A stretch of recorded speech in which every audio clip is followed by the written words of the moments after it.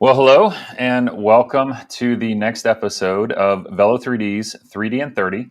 This is our LinkedIn Live channel where we're discussing different topics around additive manufacturing.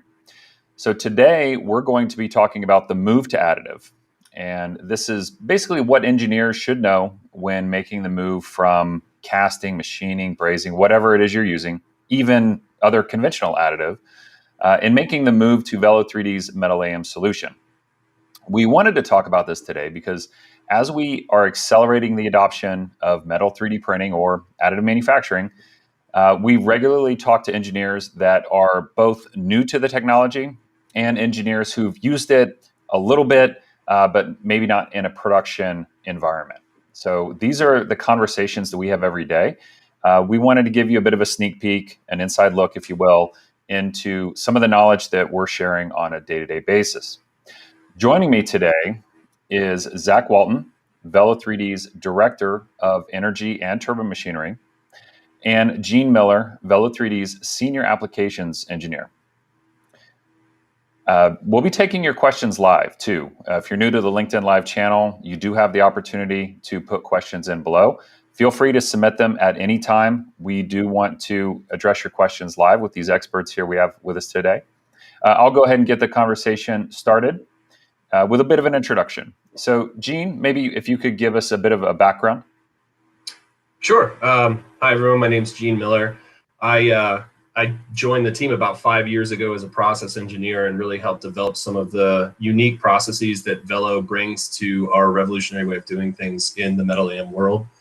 Prior to that, my education, when I graduated college over 10 years ago, additive manufacturing wasn't really that much of a thing. It was there, but it was kind of, not really generally accepted. So my education is primarily in machining and casting, especially. I have a lot of casting experience, and that was my first job coming out into the world. And I use that experience to really highlight, what additive manufacturing in general adds to the value of production manufacturing, and specifically what Velo3D is doing differently than most of the other additive manufacturing companies and technologies out there. So really happy to be here today. We're going to have an exciting conversation and looking forward to see what we can talk about. Awesome. And I do see a comment. It looks like somebody else is here at AMUG. So I'm currently, if you're wondering about the background, I'm currently at the Additive Manufacturing User Group in Orlando, Florida. Obviously my hotel room, not the main floor. Zach, can you give us a little bit of a background, kind of your history? Yeah, absolutely. And just like Gene said, we're very happy to be here. My name's Zach Walton. As you can see, my background, it's more in my house. So I've been at Velo for about 1.5 years, working on the commercial side along with Gene, with new users, advanced users of Metal AM, really focusing on how our technology has allowed the switch from other technologies to additive manufacturing, more explicitly our kind of next generation version of it, and focusing really on the engineering type questions. So, surface finishing tolerances, what is required and needed to be able to use additive manufacturing, like Mike said, in a more production setting, not just an initial prototype, but how to actually make it sustainable and reliable and manufacturable. Before joining Velo, I worked in oil and gas upstream and more of the industrial type engineering roles for about 10 or 12 years as a design engineer, so involved in quite a bit of supply chain exercises, manufacturing, from research all the way into kind of my final working in a larger OEM before moving here to Velo in actually deploying tools from the manufacturing setting into the actual environments they were intended to be used in.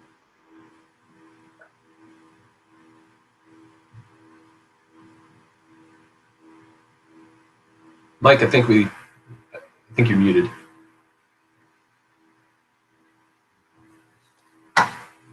Uh-oh.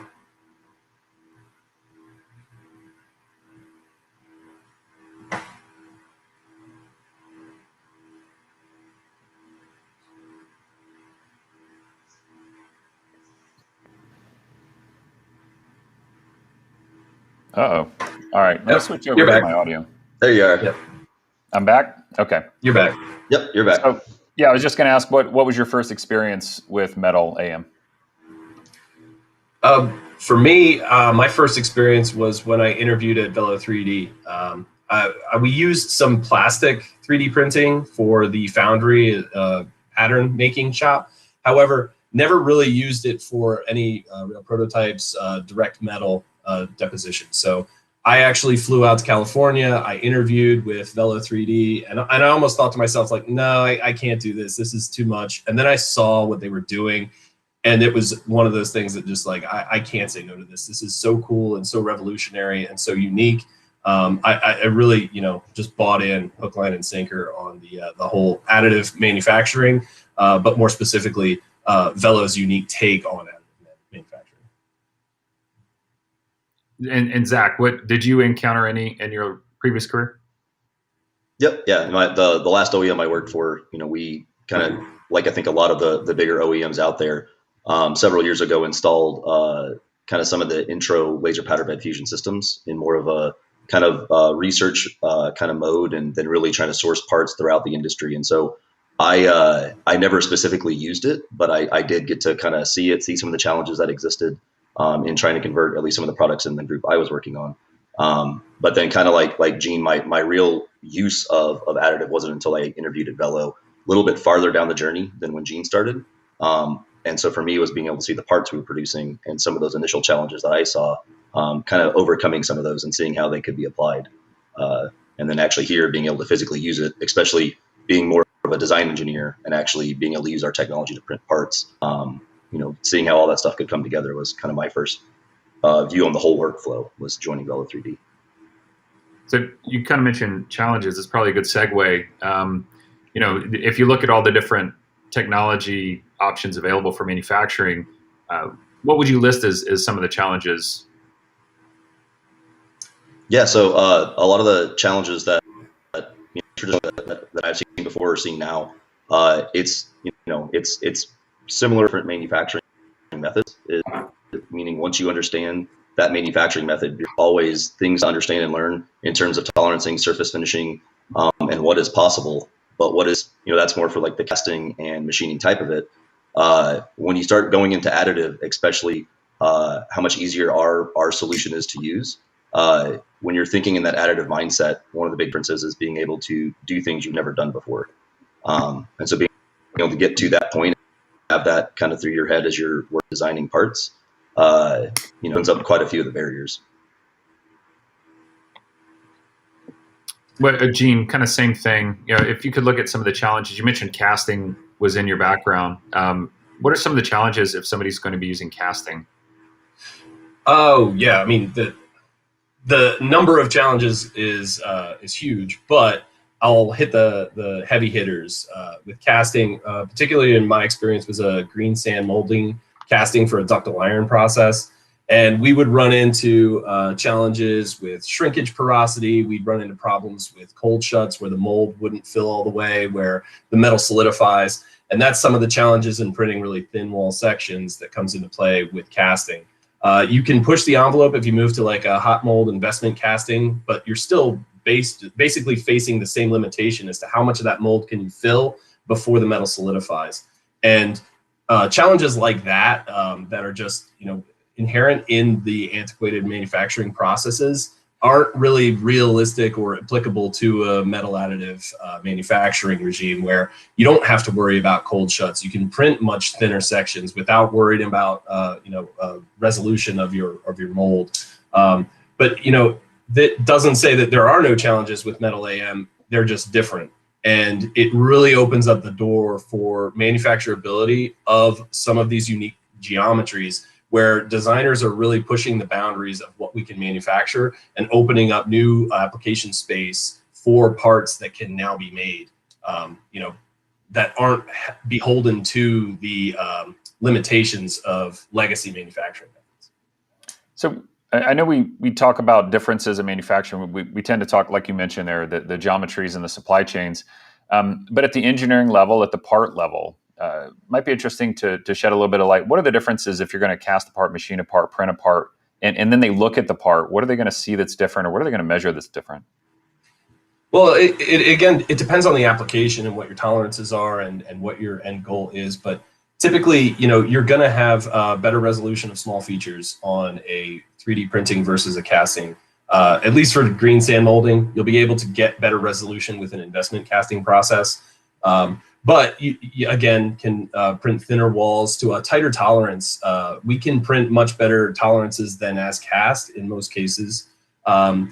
These are not quite as good as machining tolerances, but we don't face the limitations of, you need line of sight to, for cutting tools. We can print internal features like you see here without any type of accessibility needs to post-process those internal features. So it really opens up the ballpark for a new type of part that can be manufactured without being post-processed or machined in that case.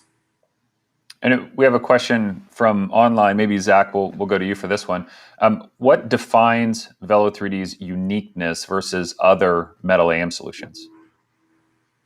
Yeah, absolutely, and kind of from a high level, even beyond just opening up the types of parts that we can print that other solutions can't, in terms of flexibility and keeping the design intent intact. A lot of it also is around the ease of use. So if you go from having a CAD model into having a final part, knowing that can be done more efficiently and lowering the barriers to do that, and as well as having a tremendous amount of information during the build to help with the quality side of it.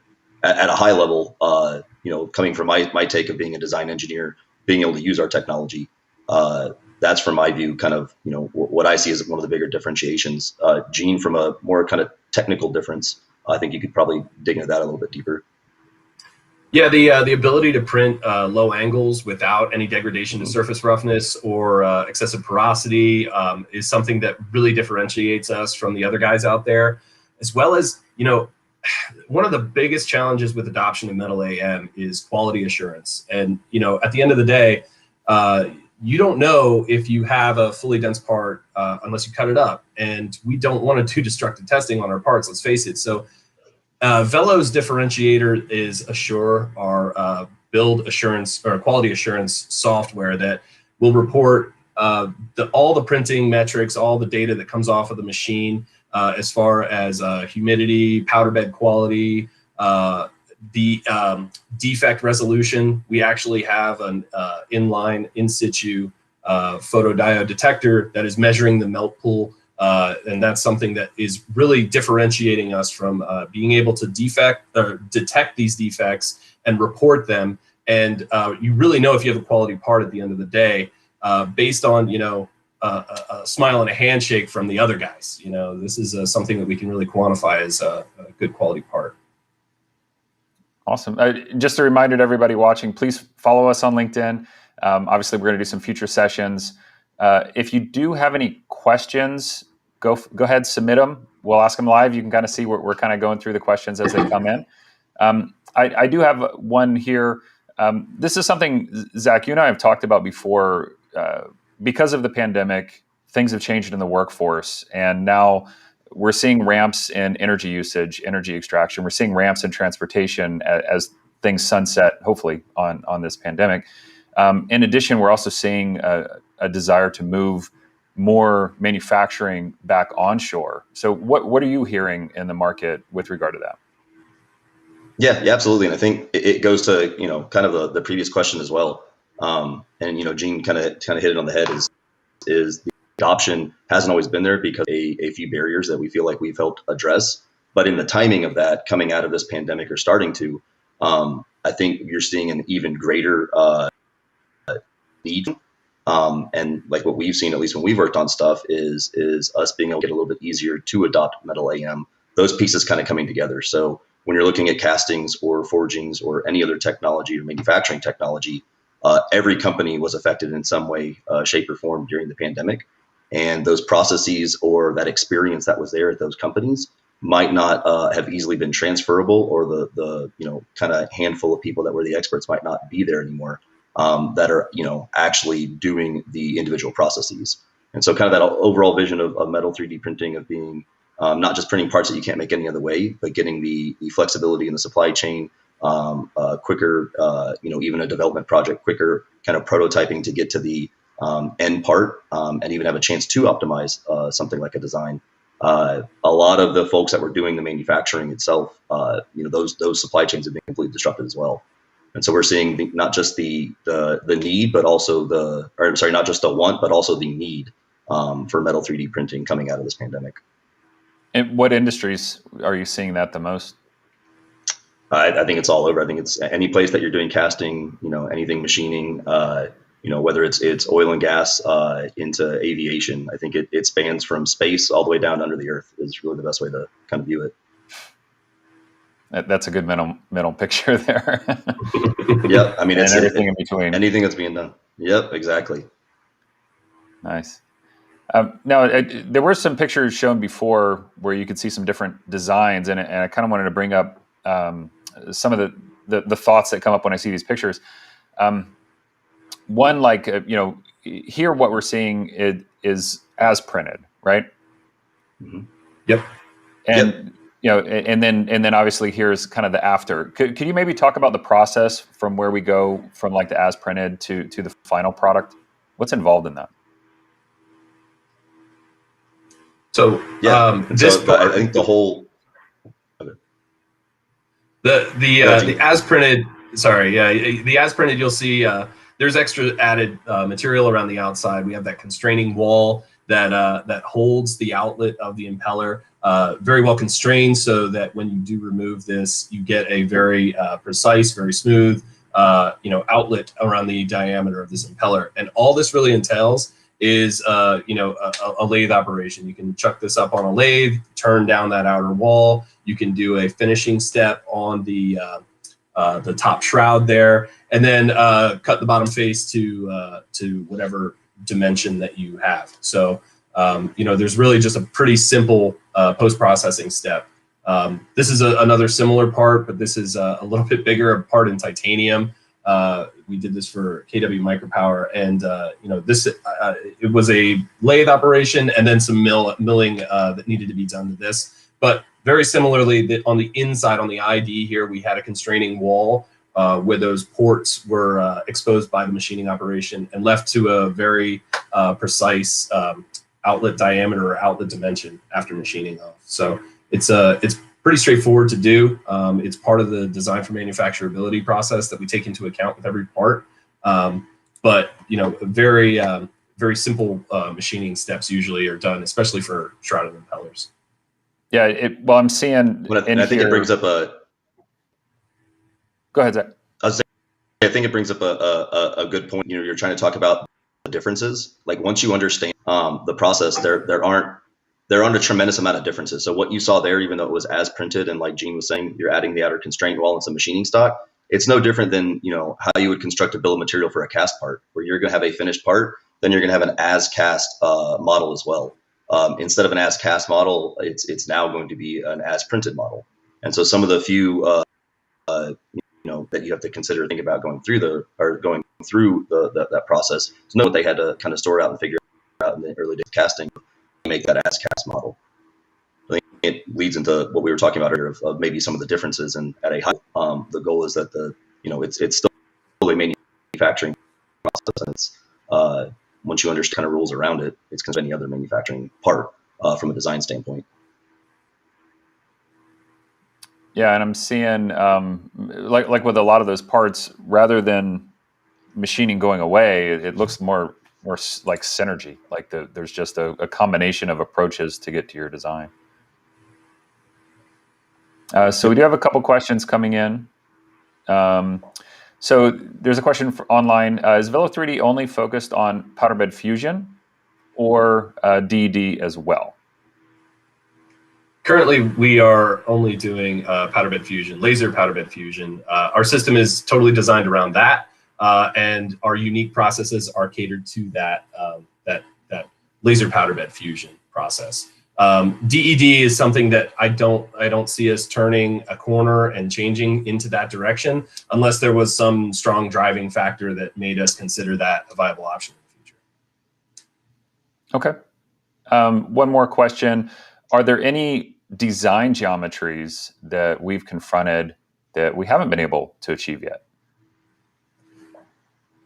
Well, sure. I mean, you have all kinds of folks coming up thinking like, hey, I want to print this. I remember I was at a trade show a couple of years ago, and some guy came up to me with a metal sign and said, hey, can you print this? I was like, sure, but it's not feasible. It doesn't make any sense. So you kind of have to be picky with what you do accept and consider it a viable option. Number one, I mean, are you able to print this part and have a quality part at the end of the day? Or are you just going to print something that doesn't meet the expectations, it doesn't meet tolerances? And yes, that has happened before.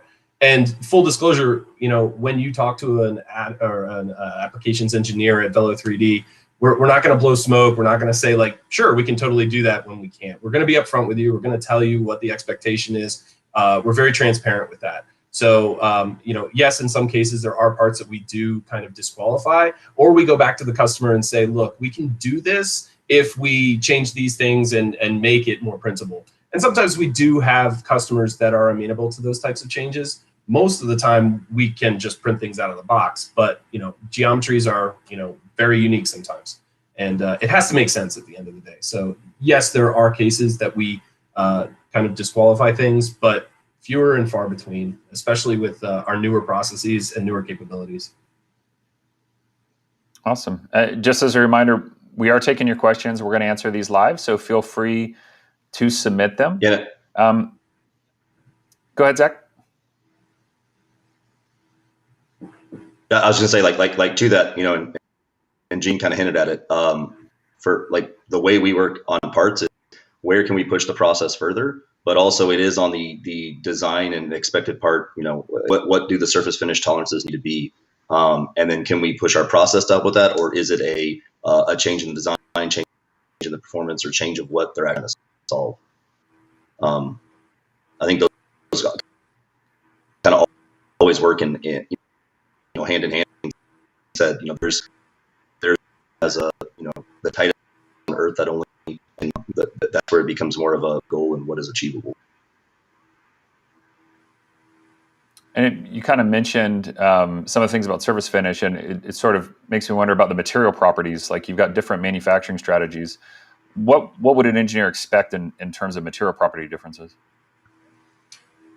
Well, you know, as printed is different than as cast, and each alloy is going to behave differently. So when you print Inconel, say, that material property is as printed, pretty soft. You need to go through post-processing steps like annealing or age hardening to get a desired material property. And titanium, for instance, prints very hard. It's at the opposite end of the spectrum. So you need to post-process it to bring that ductility back in the material so that you get the desired material properties. It's the same nature with casting, but you have a different as cast material property, but you usually have to run it through post-processing treatments. And we found that, you know, we're printing fully dense material very, very similar to what a nominal casting process would be. And in those post-processing heat treatments, we achieve, you know, as good or better than most of the casting processes out there. So we're very competitive with any material property that you get from a casting process or a machining from billet or et cetera. You know, if you print dense material in the beginning, you can post-process and heat treat to achieve whatever material property you want. You know, as long as the chemistry is right and the material is homogeneous and sound, you know, it's achievable and competitive. So there's a question on tolerances that just came in. What tolerances are you capable of holding build to build, machine to machine? So once we calibrate the machine, we can position the laser within plus or minus 50 micron anywhere on the build plate. So that being said, the accuracy of the laser is very precise. However, you have to take other things into consideration on a part-to-part basis, and it really has a lot to do with the geometry and how well it's constrained during printing. So if you support something very lightly and allow that part to move and succumb to the internal thermal stresses during the print, you're going to see some deformation. And at that point, you know, you're not limited by the capability of the machine. You're limited to the physics and nature of cooling metal and how it contracts. So hitting tolerances on larger parts has a lot to do with the structure that you implement in that printing. So our laser is very precise, but there's other considerations that you have to take into account. There are a couple questions on surface finish. So one is, what is the downskin surface finish? And then I think also there's some questions on, what would be the surface finish like on the top. Yeah, so we have a lot of data on that, and it's all published. But roughly, we start quantifying things at about a 10 degree. We can print lower than that as long as the structure geometry is well constrained. But quantifying that, it goes down to about a 12 micron SA and up to about a 4 micron on a near vertical wall. And then as you go to a top facing surface, it does vary a bit, but it doesn't go lower than about an 8 micron SA on a top facing surface. I don't know I see somebody's asking about RA. I don't know those values off the top of my head, but we've just quantified it using SA. And can you just define the difference between those two? It's like there's hills and valleys. So if you look at it, there's hills, and that's like the waviness, and then there's trees on the hills. And RA and SA refer to each one of those. And we look at a block of area and quantify that surface area, but it's just a different metric that some people choose to just use RA over SA and vice versa. If there's a lot of interest in it, we could get RA values on our surface roughness in the same manner. I just don't have them off the top of my head. Okay. And so just to kind of make a picture, somebody's asking, with the process optimization, if we were to make a horizontal tube or passage, how would you describe the surface finish on the top and the bottom? I think you've already kind of mentioned that they would be different, but. Sure. So we have different processes at different levels of overhang. So you have a top-facing surface at the bottom of the hole, and you're going to use a process as the hole closes out. You're going to have a near vertical process. And then as the hole grows out on a low overhang, we have another process that's applied. So you will see differences in morphology on that surface. However, it's an engineered surface. We actually kind of stitch the melt pools together in a unique way so that we get a smooth surface, but the morphology does change to some degree. And then at the very top, at the nearest closeout, again, there's another process to close out the hole with minimal breakdown or surface roughness. There's a question on process monitoring. What type of process monitoring are we using, and what can we see with that monitoring? So we have it's a photodiode sensor that's inline in the optical path that's actually reading the melt pool actively. And it's like a gain, it gives us a signal, and we've quantified that signal that we receive off of the photodiode to reflect a good melting for each process that we lay down, and something that goes out of the ordinary. So if something goes out of the ordinary, we can say like, this particular area of the part is suspect or needs to be inspected or needs to be taken into a secondary consideration. That's about all I can share. It's a lot of IP behind that, and kind of Velo's value added, but that's essentially what we're doing. I've heard a number, like almost 1,000 sensors in this system. Oh yeah. There's nearly 1,000 different sensors monitoring everything on the machine, and that's just one of them, really. We have humidity, oxygen sensors. We have a structured light scanner that scans the powder bed and quantifies the quality every single layer. So if something goes awry in the build, you can go right back to that layer and say, there was the part cracked, or there was some anomaly that happened. It really helps shed light and eliminate those questions when you have a part in your hand and you say, is this good? There's one more. I noticed we're already up on the 30 minutes here. We'll close out with one last question. What's the maximum layer thickness that, I guess, what's our layer thickness for the powder bed? It's 50 microns. We have experimented with thicker 100 micron layers, but that was in early process development, and we didn't see a big benefit in going to a thicker layer. We were expecting higher throughput, and we decided to stick with the 50 micron and really just increase the throughput at that 50 micron layer thickness. So that is standard, hands down, 50 micron layer thickness, and we don't vary it. We don't change it in the build. Okay. I think we're going to wrap up here, but I just want to ask one question of both of you. Zach, any closing thoughts, any final advice for somebody who's new to additive? What should they be thinking of? Yeah, absolutely. I think, the earlier that the technology and kind of get involved to start applying it to either legacy designs or designs, the better. And as you kind of start learning it and can understand it, it's no different than applying any other manufacturing process. You just get all the benefits of what it's able to do. Okay. Similar question for you, Gene? Yeah, I'd say, the time to start thinking about metal AM is when you're frustrated with what you got going on. If you're frustrated with casting, if you're frustrated with machining, if you're limited and stymied by your own manufacturing processes, like that's the time to start thinking about something else. And it means that you have the ingenuity to, think ahead, and you have something that's catered to a new process like metal AM, particularly Velo. And really, we're a phone call away. All you got to do is reach out and ask. We're happy to help and provide support and insight and consultation if you do have an application that needs something different than conventional manufacturing. Yeah, and I would say, a lot of these are technical questions. If you are looking to understand a little bit more, then we can jam into a live 30-minute LinkedIn session. Please reach out to us, through any channel. You can go to our webpage, Contact Engineering. If you fill out Contact Engineering, you're basically going to be talking with Gene or Zach or one of our other experts to get your questions answered. I would say, as a reminder, please follow us on LinkedIn. We do share a lot of information. We plan to do a new 3Din30 session every 2 weeks. And just kind of give you a bit of an idea of what's in the agenda coming forward. Hypersonics research, that's something that we're looking to talk about. Discussions with a number of our new contract manufacturing partners. We've had press releases that you've probably seen pretty recently regarding growing the network of contract manufacturing partners. Deep dives into DFM, just a lot of different topics are already on the calendar as we build that out. So please follow us. You'll get the updates and stay tuned. And again, thank you for joining us all today. And have a great Mother's Day weekend. Hint, hint. And maybe even watch Saturday Night Live. I hear there's a surprise guest or a surprise host.